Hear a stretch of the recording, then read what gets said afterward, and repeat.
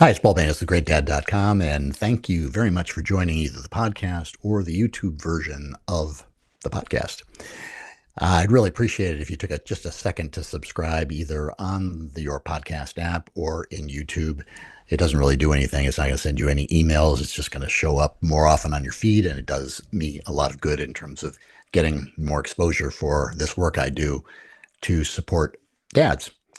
I'd also like to invite you to come to my page, GreatDad.com/go, if you'd like to discuss more about any of the issues that we are covering within the podcast, especially if there's any way I can help you to be a sounding board in your own struggles to be a dad and to be there for your family. So take a look at that. It also includes a link to my course on gratitude, where at GreatDad.com/gratitude with a offer to take that course for free. So see you in a second.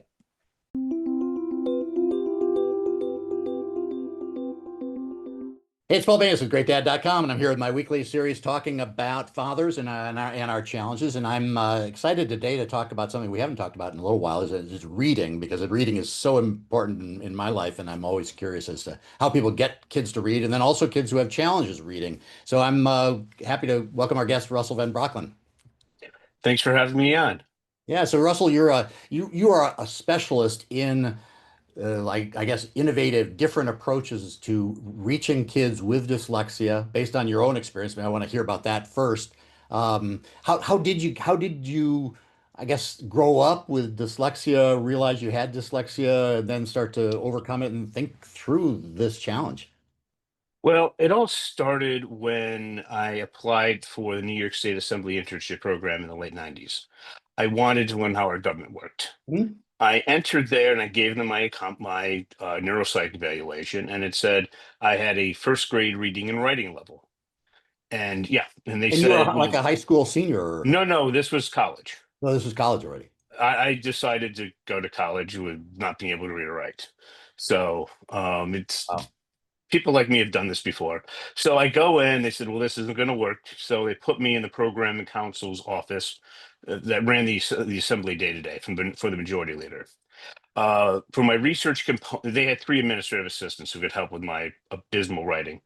So at the end of the program, I had to do a major research project, and you're supposed to write it up. A standard combination at the time was I would go ahead and write things out. I'm sorry, go ahead and give a presentation instead of writing.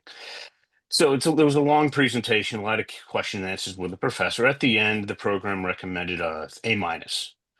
Goes back to my university, and the only time in the history of the program, and this has been like 27 years ago. They looked at it, and the political science department at the State University of New York Center at Buffalo said, "We don't like these accommodations. So here's your 15 credits of F." And I had enough. I was sick of the discrimination. So I was going to solve reading and writing. So how do you do that? What's the hardest way? I decided to go to audit law school classes, specifically to go in to see Professor Warner, who was a dyslexic legal professor. Hmm. Second day of contracts, he calls on me. And they keep calling on you using the Socratic method. You don't Right. know the answer. They keep asking you anyway to embarrass you, to compel you to learn how to argue things as quickly as possible. Didn't happen to me. Everything slowed down, everything organized. First time in my life, I know where he was going multiple steps ahead of me. He knew where I was going. We argued politely but fiercely for 15 minutes. And he said, Russell, at the end of the 15 minutes, Russell, in the interest of time, I have to move on to the next case. You couldn't be any more correct.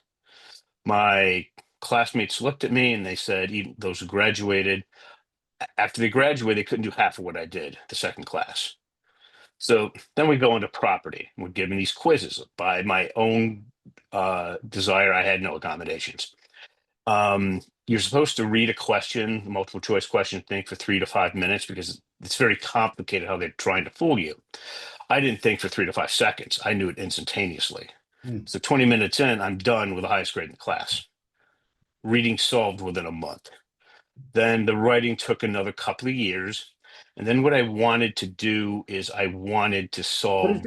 just excuse me, just it sounds like you created coping strategies, or you invented those on the fly, or you was there some part of Yeah, this well, that they taught you? were a build up of what's been going on since third grade. Okay. So And it's just was it the fact that you finally had a dyslexic professor who understood? nope. Just like dyslexics generations before me, we walk into grad school and we own the place. Okay, so and then I'll make that clear in a moment. But just what I did is when I looked at how do we solve this. This is the book in my field. Okay, Hmm. it's from Yale, brain imaging. This is dyslexia. See if I can get that. So do The you one see with how in the the. back part of the dyslexic brain there's like almost no neural activity and yours is going crazy? Mhm. Do you see how the front part is about 2.5 times overactive? Right, right. Okay, I use the front part of the brain. That deals with articulation and word analysis according to Yale.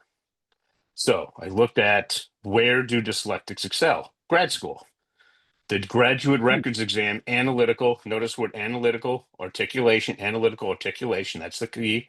And I said, okay, let's just take a bunch of highly motivated, highly intelligent, college-bound dyslexic high school kids with excellent family support, and let's just jump their writing right up to grad level, and let's do it in the public schools. Hmm. So the New York State Senate was interested in that. They sent me over to the education department, and I think they're trying to get rid of me. They said we need a State University of New York distinguished professor in psychology to endorse this to say there's something here. What part of the state was this from? I said Buffalo. Okay, go out there and find a distinguished professor in psychology. There were two. Just so happened the one that gave me that evaluation I talked to you about before. Her name was Dr. Holichka. She gave me that a few years ago, and she said, "Yeah, I'll do that." State paid for the evaluation. And in front of her, she confirmed over 20 hours of interviewing me that my base reading and writing was in fact first grade. I turned my system on, then I'm writing at the graduate level, back and Hmm. forth, back and forth. So then I had to connect it to another professor's research. That was Professor James Collins. Here's his book, Strategies for Struggling Writers, $1.5 million grant from the U.S. Education Department. I connected it to his work in less than 2 weeks. All Hmm. right. People said it was going to take years. I had less than 2 weeks because I entered the university-wide competition, got 15 grand, tested out on our first student. Her name was Michaela. Her pre-test was in the 0 percentile. Her spelling and grammar was horrible. Her post-test was in the 50th percentile. Average of entering grad student. Hmm. So we continued with that. Then eventually New York State funded us for a multi-year study inside the Averill Park Central School District, which is right outside of Albany, New York. The teacher was Susan Ford. It was the best teacher they had. Took her less than 4 hours to learn the process, and then she goes ahead and teaches it. Same results. Okay, within a half a point on the GRE. All the kids went on to college. All graduated. No accommodations. Cost to New York State less than $900 a kid. I presented this in New York City in 2006 with the Averill Park disability team, and I thought I succeeded. I thought I was done. I thought I did something meaningful. I was wrong.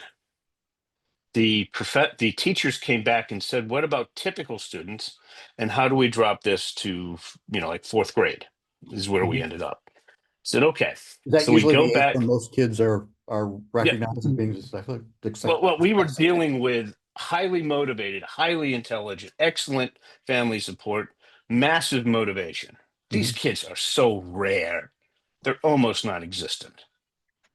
Okay. So, how do we drop this to typical students? And how can fathers, your audience, apply things immediately?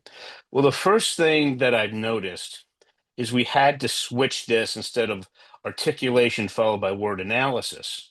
We had to focus on word analysis followed by articulation. And I'll Hmm. get to that in a moment. But that was step three of the model.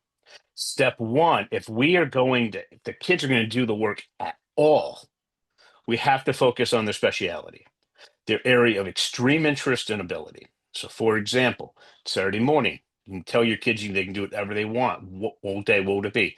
That's their speciality. When I taught this privately, this was by far my most favorite book for the kids. This is what they wanted. All 1,000 pages of Disney's biography. Huh. Why? Have you ever been to Disneyland or Disney World? Oh yeah. Did you find it to be a magical place? I did when I saw it through the eyes of my 2.5-year-old. Yeah. Okay. Through their eyes, it was magical. Yeah. There are two universal things that make it magical, originally from Disney.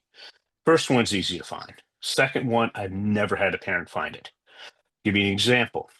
10-year-old daughter, 2 years later, after we started reading this massive book, mom can't find the second one. Mom has a master's degree. And the 10-year-old daughter, who's now 12, says, Mom, here it is. And the mom said, I looked through that several times. I've missed it. I said, well, your 12-year-old daughter can now comprehend better than you can. And you have a 2-year master's degree. Have I done my job? Okay. Because what I do is massive repetition. If you are in the kid's speciality, they do the work. If you're not in the speciality, they won't do the work. It's cold as ice. Because what I do with Disney is I start off on Marceline, Missouri, that 3,500 word section. Why? You go into Main Street, USA in the Magic Kingdom or Disneyland, that's Marceline, Missouri, where between age 5 and 10, Walt loved that time in his life. He tried to spend the rest of his life to recapture that. And the kids want to know about it and they read it and they're like, I keep them on that part of the book until they can read it. Mhm. So how do I do that? I have them listen to the audiobook while following along with their finger, and then I ask them a very specific question. What does Walt want to do? Or what does Walt like? Or what does Walt dislike? They come across a word they don't know. I have them circle it. Then I have them type it out, not in an iPad, not in an iPhone, but a real keyboard. They type out the word. They go to Merriam-Webster's online dictionary, type, they find their definition. Do not copy and paste. They have to type out the definition. Now, how many times do you have to type out a word and a definition until you know it permanently for you? Three. Three. Yep, dyslexics, it might be 20. 20. I Wow. have them on that section until they can read it. Okay. But once the next section gets easier, and by the time, we're in chapters 3 or 4 chapters in, they can essentially read the book, which means their reading is essentially solved. Wow. All right. So it has to be their speciality. Step two of the model, I found this interesting when I talked to top dyslexic professors. A lot of them were STEM, science, technology, engineering, math. And they would say how they used to take philosophy or art history in college. I say, Mhm. well, good for you. They said, well, I didn't have to take it, but I didn't like it. I'm like, well, why did you take it? Because the teacher taught not from the general to the specific, but the specific to the general. Because you asked this question to dyslexics. Do you have, in your speciality, your area of extreme interest and ability, do you have ideas flying around your head at light speed, but with little to no organization? They're going to say yes. So what we need to do is to force the brain to organize itself by using writing as a measurable output. Okay. So if you ask the question, for example, why did Martin Luther King what effect did Martin Luther King's "I Have a Dream" speech have on the 1960 civil rights movement? It's like Mhm. asking a dyslexic to grab fog. We have nothing to hold on to. We're thinking so rapidly with no organization. But if we ask what personally compelled Martin Luther King to want to give his famous "I Have a Dream" speech, we can look that up. And then the next logical question presents itself, and then the next, then the next. Forces us to force our brain to organize itself, and we use writing as a measurable output. Mhm. And then third, it's word analysis followed by articulation. So let me show you how powerful that is really quick. Have you ever knew a kid who was writing essentially randomly placed misspelled words? Randomly placed misspelled word. The writing is so bad, it looks like randomly placed misspelled words. I've not seen that, but I'm not an educator, so I've not been. Okay. So for parents of dyslexics out there, this becomes all too apparent. Wow. And I had a special ed teacher when I was teaching teachers how to do this in New York City at the Everyone Reading Conference for their annual training.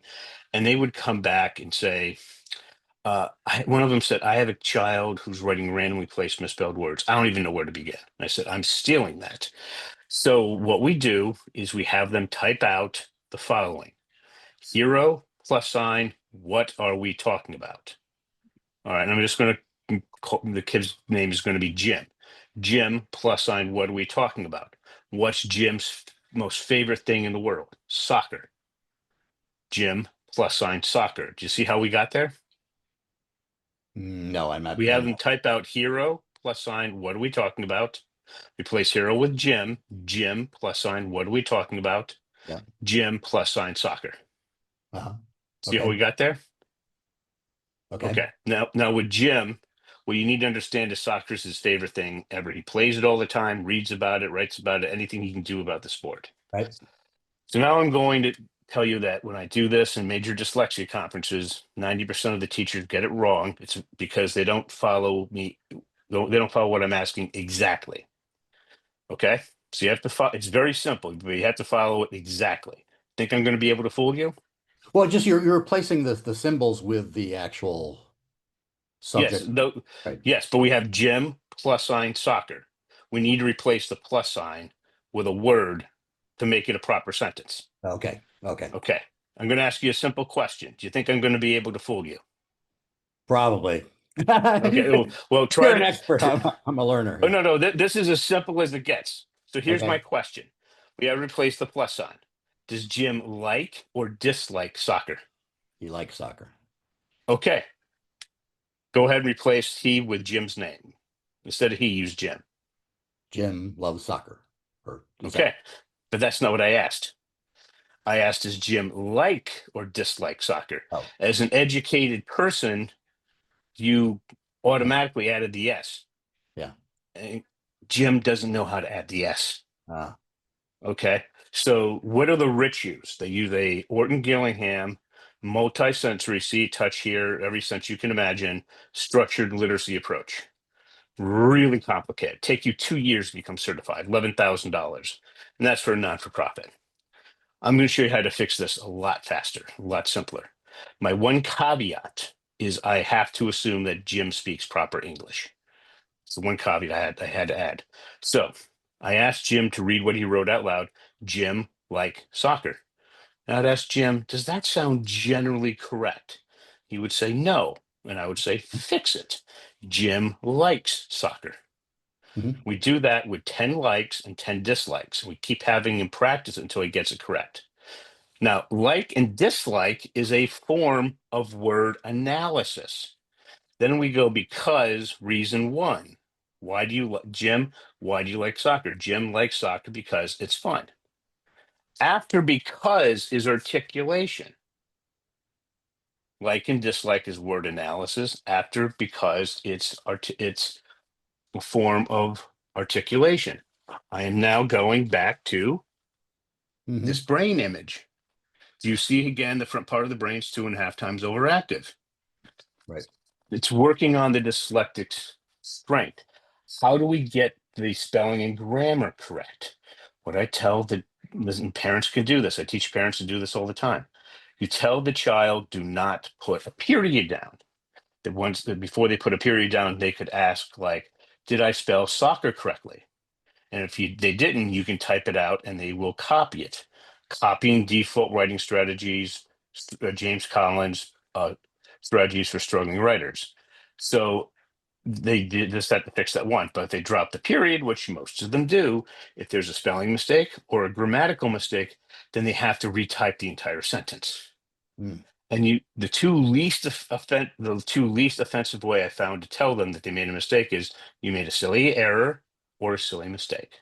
So then as they go through and they say, I'm not going to make that mistake, and they make it, then they hyper concentrate to the point where they might have sweat coming down their forehead. Really? All right. It's somewhere between 3 and 12 times they'll eventually get it correct. And then you do it for the rest of the 10 likes and 10 dislikes. Keep going until it's all correct. And then you go on to reason one and reason two. Then reason one, reason two, and reason three. What I just told you, you follow that, and it brings the dyslectic's writing skill from kindergarten, maybe beginning third grade, to end of second, beginning of third grade. That one simple process. But what is it about this process? It almost sounds like you're rewiring the brain rather than fixing. You're not obviously fixing the conjugation of the word like. you're somehow changing the structure. You're focusing on the definition to get to the articulation. But what is it that drills that then in the Well, brain to a more it, general level? well, remember our educational system is set up for gen ed students. They don't teach in the speciality. They teach us to be well-rounded. Right. So the dyslexic is just, you're down 80% right there. They don't teach from the general to the specific. They don't teach from the specific to the general. They teach from the general to the specific. So like asking us to grab fog. And they certainly don't do word analysis followed by articulation. Why do I keep going back to that? Because that's what Yale's research shows is what the front part of the brain is most effective at. So Hmm. why not follow the science? I mean, this weird idea. This has been That's where the out frontal since cortex is 2003. most active for the Right. dyslexic. So I decided to use it. It's kind of like, why don't we give Michael Jordan a basketball instead of a hockey stick? All right. Why don't we teach Arnold Schwarzenegger when he was a kid to weightlift? He's going to develop a lot faster than the proverbial 98-pound weakling. Right. He's just genetically predisposed to that. So it's that simple. So what we're essentially doing is we're practicing the way the dyslexic brain was designed to work with. Now, again, the biggest problem is we go back to that question. The kids have ideas flying around their head at light speed, but with little to no organization. We force the brain to organize itself by using writing as a measurable output. Hmm. Here's a little secret for you. If you can write it, you can read it. So I don't usually teach reading. I Hmm. teach writing, and by the time the students improve drastically with their writing skills, the reading comes along. What are we really trying to do? We're trying to get the kids to write three basic body paragraphs. Because then the teacher can do a thesis statement and conclusion paragraph. C to B minus level, we pulled the kid out of the abyss. And now the gen ed teacher, with some difficulty, can begin to do their job. Until they do that basic 5 paragraph essay, which really means the three body paragraphs, they don't know what to do. Hmm. So I the think other that's thing I got, if you focus on the three body paragraphs, it's easy to add the intro and the conclusion. well, yeah, the teachers know if you can do the body paragraphs, Right. the intro and the conclusion is nothing to Yeah. them. Yeah. It's just work. All right. So the other thing is when I presented is the senior professors came over to me and they said, you had some of your students hit the 70th percentile of entering grad students in high school. We don't care. We want the craft of research. And I was like, the craft of what? The Craft of Research. It was a book developed at the University of Chicago in 1995 for PhD students who didn't know how to write didn't know how to write advanced essays. Yeah. So their dissertations. I dropped its context, get everybody on the same page, problem statement solution. We do context in elementary, problem in middle school, solution in high school. And the solution is so evolved, no private school in the country deals at that level. So I want you to imagine you have 20 kids writing on Romeo and Juliet. The teacher's been Hmm. teaching for 20 years. Every one of those 20 papers would be original. Every one. Hmm. All right. And that's how powerful this is. And at that point, we are working very heavily with artificial intelligence. And what people keep thinking is um, the AI is cheating, it's doing all this. No, it's not. We're showing them how to work with it to do the drudgery. Okay, once the students are ready. But here's the thing. The companies this year are spending, according to the financial news, over $400 billion on this thing. They expect students to come in knowing how to work with it. I had a kid last year who I worked with. He calls me up. I hate AI. I avoided it, but my boss loves it and I got to use it. I said, okay, I taught you how to do context. I don't need to teach you prompt engineering. I showed you how to prompt engineer your brain. So I said, go do the context. He comes back, I did it. I'm like, yeah, you talked to it, you typed, most of it didn't work, and then you found a way to make it work. Yeah. Then I said, go do the problem. He comes back, I hate this. I said, welcome to the grown-up world. Then he did the solution. His boss is flipping through what everybody created, and he said, I can't use this, I can't use this. They come to his, we can use this. That's a good idea. Within a week after that, he was training a lot of people in his company how to use the artificial intelligence. He said, I didn't know anything. This is what ended up working through the craft of research. It's that important. So once you get out of school, they just reported in the financial news in the last few days, the unemployment rate for new college graduates have gone up from a little over 4% to 8.1. Yeah. Why? I heard that. Because a lot of the stuff that you would have the kids do is now being done by artificial intelligence. But if you can uh, work with it and now run the agents, if you know the craft of research, you can do that. You're going to be much more economically valuable, get a much higher paycheck. If you're on the other side, I don't want to know, it's going to be very bad for you. Yeah. Yeah. Yeah. So that's essentially what we do as far as the writing's concerned. Mhm. We excel. We took the craft of research from PhD students down to fourth graders. Interesting. So you say that there 15 to 20% of kids have some level of dyslexia. And Yeah, that's a generally reported statistic. They mean dyslexia or parents will say like ADD, ADHD, neurodiverse. To me, when I that first question I asked, it's among it says it's one of those. Mhm. If you want to know if it's severe dyslexia, you ask the kid for what their speciality is. They want to type on it. You go fingers, keyboard. And then you ask for what you want to type on. You take your fingers, you put it on the keyboard. Does the idea fly out of your head, leaving you with an empty brain? Mhm. It's an automatic yes or no. If it's not an automatic yes, the answer is really no. They say that, then it's severe dyslexia. I think a lot of us who haven't dealt with dyslexia think that it's more jumbled letters on a page and that type of issue versus what you're talking about, which is overactive frontal cortex and inability to organize those thoughts quickly. Yes, but okay, so what you're talking about is a symptom. Okay. Okay.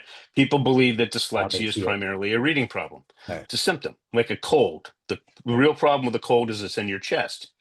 The stuffy nose is a symptom. Right. I'm not treating the symptom. I'm treating the actual underlying cause, which is that lack of organization in the front part of the brain. Mhm. And if you want to know, ask anybody else. Has anybody else ever taken kids from middle school level, having a teacher do this? Not me. The school district controlled all the money. Taking kids from the middle school level to average of entering grad students in one class period a day for the school year for less than $1,000. You will never see any program even in the same universe on a cost or performance basis that I just told you. And that's now considered my, quite frankly, out of date material.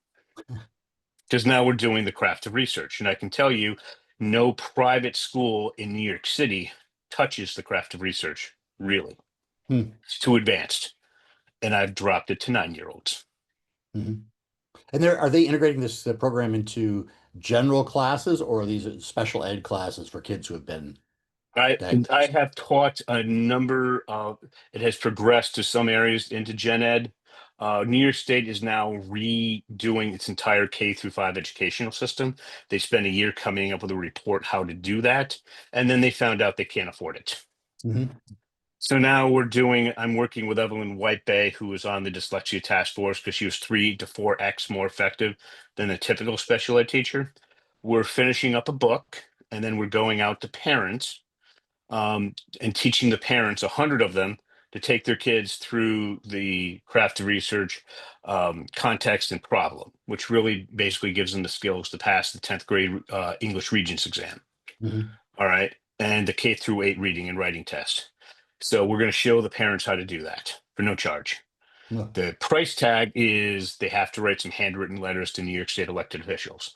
So when they start up again, and this last time they came around and said we can't afford it, and it's too difficult to put this on the teachers.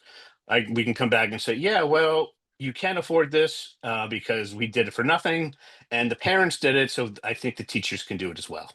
And Mhm. by the way, I've been training teachers how to do this in New York City for 10 years. Okay. So um, For people that's going who to be our push to get into schools. aren't in New York City, you've got a website called Dyslexia Classes. Do you run Right. classes on that site Yes. or Our the primary thing that I do is we meet with parents once a week, and all the material is there. Once they sign up, we give them access for a year, and they walk their kids through step by step. Like I just showed you the basic sentences. The older the kids are, the quicker they go through it. So what you'll find, and that's the opposite of Orton Gillingham, which is the older you are, the longer it takes.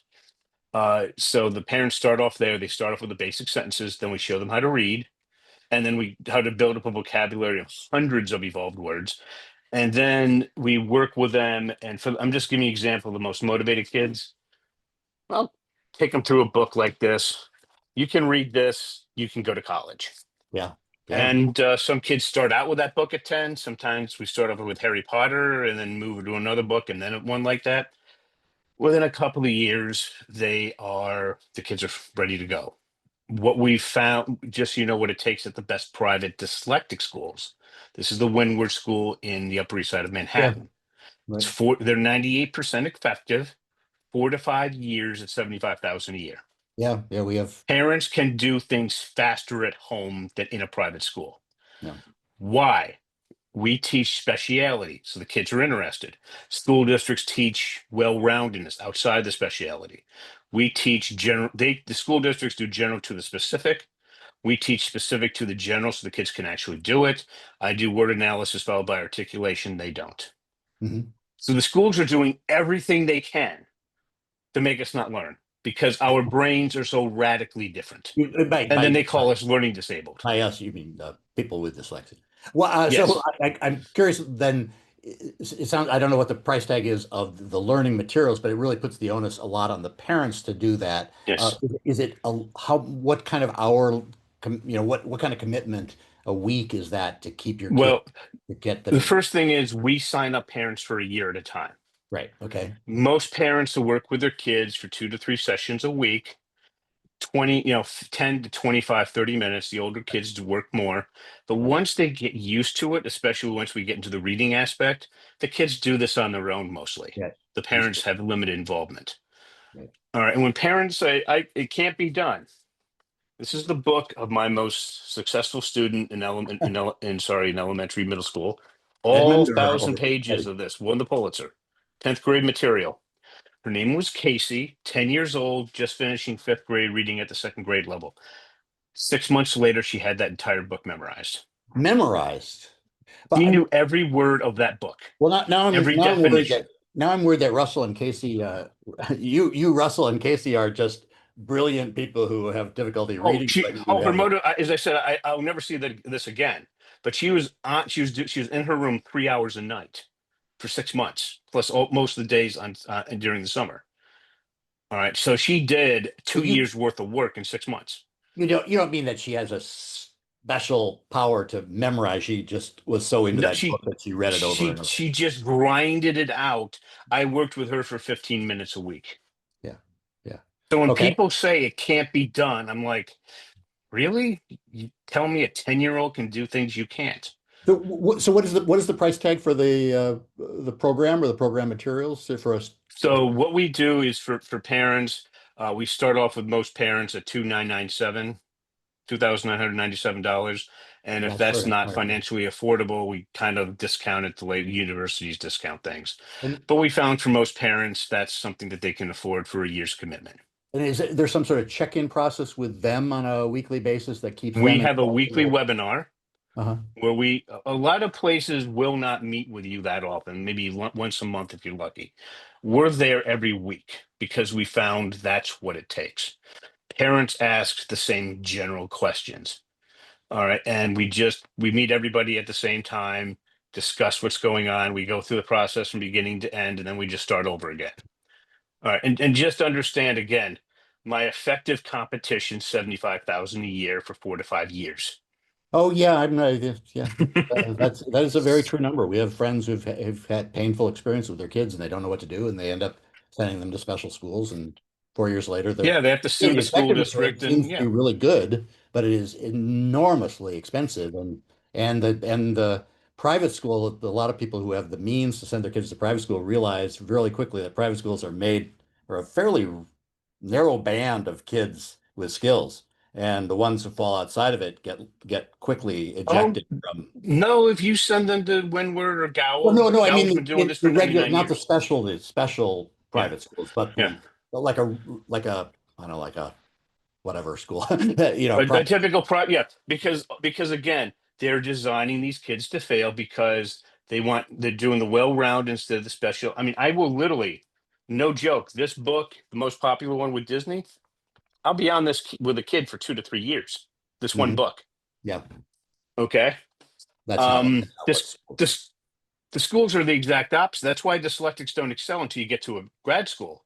You go in there for a PhD program, and we own the place because they ask all they care about.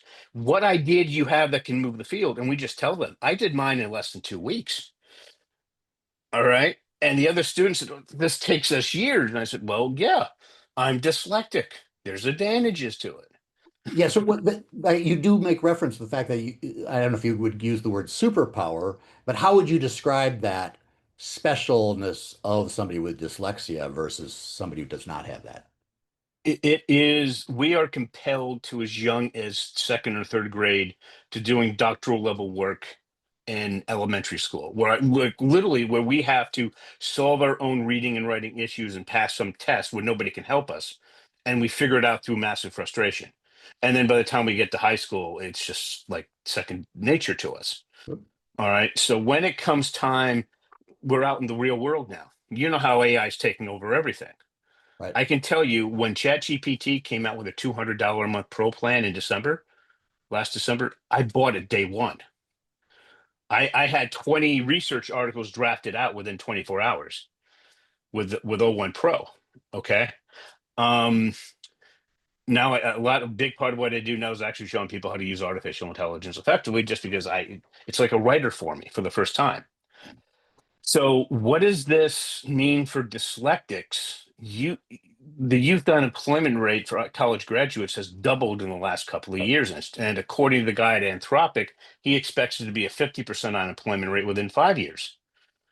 All right. Those of us as a dyslexic who can learn the craft of research and really get it down well for college, then we can apply it out in the real world and come up with innovative solutions. Like, again, I'm just going to come back to Disney, going through and knowing what those two universal themes are. Imagine being an intern at Disney and saying, well, we have this problem. And they can say, well, Walt would have solved it this way. Here's some ideas on creating the Disney magic, the traditional Disney magic.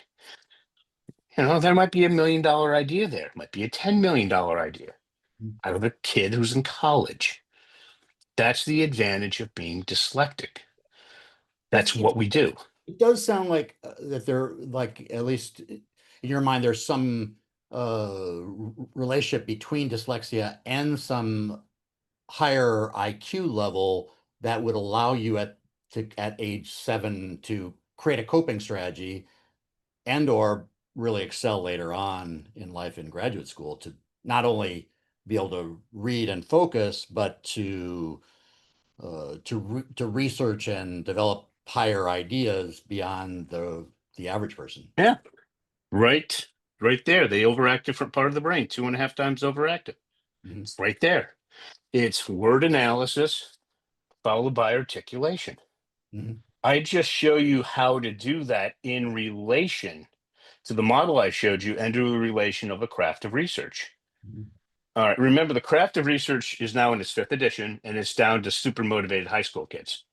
College professors expect you to have that pretty well mastered before you go to college. And if you don't, they don't want to work with you. Right. All right, to give you an example, I had a student who wants to remain nameless, but she wanted to go and see a specific professor as an undergrad. It's very common for grad school, very uncommon for undergrad.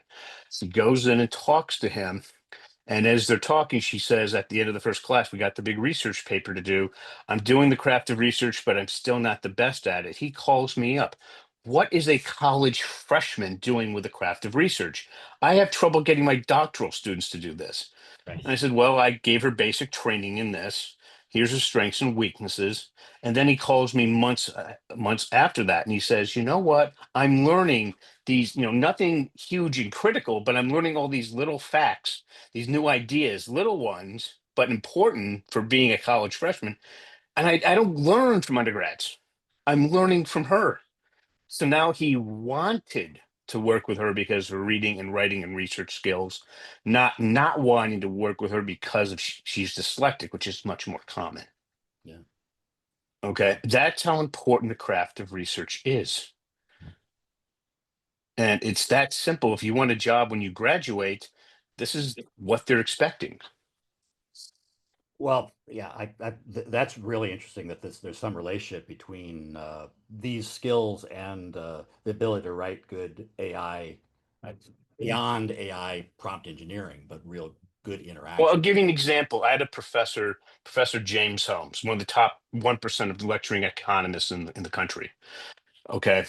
He he was in 10th grade. Remember, his work was as best as you're going to find out there. He had the top scholarship from the University of Chicago. In 10th grade, what do you think his chances were of going to any college? Zero. Not a chance, not a snowball's chance in heck. So what he did is this is a juniors, he entered, this is back in the 50s. He entered a major, and I mean major, science competition, got third place in the country. Mhm. And it was because of that third place in the country that allowed him to go to college. If it wasn't for that, he said it would have been impossible. He stopped counting rewriting his dissertation at 100. Okay. That's amazing focus. One of the smartest people I ever met. And this is, and I interviewed top dyslexic professors all over the country, and I heard the same stories over and over again. Same thing happened. How many of these, how many of these students went through? And then for the parent and for fathers of dyslexic kids, you know the frustration. Oh yeah. You've been teaching your kids like crazy, and they're still not reading or writing worth a Oh, darn. They're, it's such a heartbreak for our friends who've had these challenges. We have one family who literally moved across the country to go to to get to a better school for their kids. And they had the means to make that kind of life decision, but they were so tormented by it. well, if the family wanted to know what the best traditional school is, it's the Gow School, GOW.org, south of Buffalo, New York. Next year, they celebrate their 100th birthday. They Uh, take both boys and girls. Most live on campus. But if you start sending your child there in fifth or sixth grade and they stay the entire time, if they have the intelligence and drive to go Ivy League, that's where they send them. And they are as prepared as any of the top yeah, boarding schools in the world. But even if you get the $26,000 a year scholarship, which is their average, it's still $60,000 a year. It's house money. yeah, yeah, But darn, does it work? Or yeah. you can stay home and I can show you how to do it from home. Well, it's a compelling thing. I'm really interested in hearing more stories from the people who've taken the classes. People could find you at dyslexiaclasses.com, right? And then Yeah, I, the best thing to do to contact me is just to go to dyslexiaclasses.com. Again, that's plural, dyslexiaclasses.com. Fill out the contact me form and I'll get right back to you. okay. And then there's a downloadable there for three, was it three? The yes, what we do after you fill out, you do that, we send you a booklet called The Three Reasons Why Your Child's Having Trouble in School and How to Get Past It. And it's basically the model I told you about. We just discuss it in more detail there. This kid speciality specific to the general and word analysis followed by articulation. And is there something that like parents would realize really quickly the magic of this method, or is it something like, well, we have to keep on doing it for like 6 months before you'll really see any? Oh, well, I'll give you an example. One of my clients, her name is Kimberly. She gave me full permission to tell her son's story. Her son name is Reed. All right. In fifth grade, we started working in late December. He was reading and writing at the beginning third grade level. 6 months later, it was independently verified he was reading on grade level. And she did it a couple evenings a week. And some weeks they did nothing. Other weeks they did more.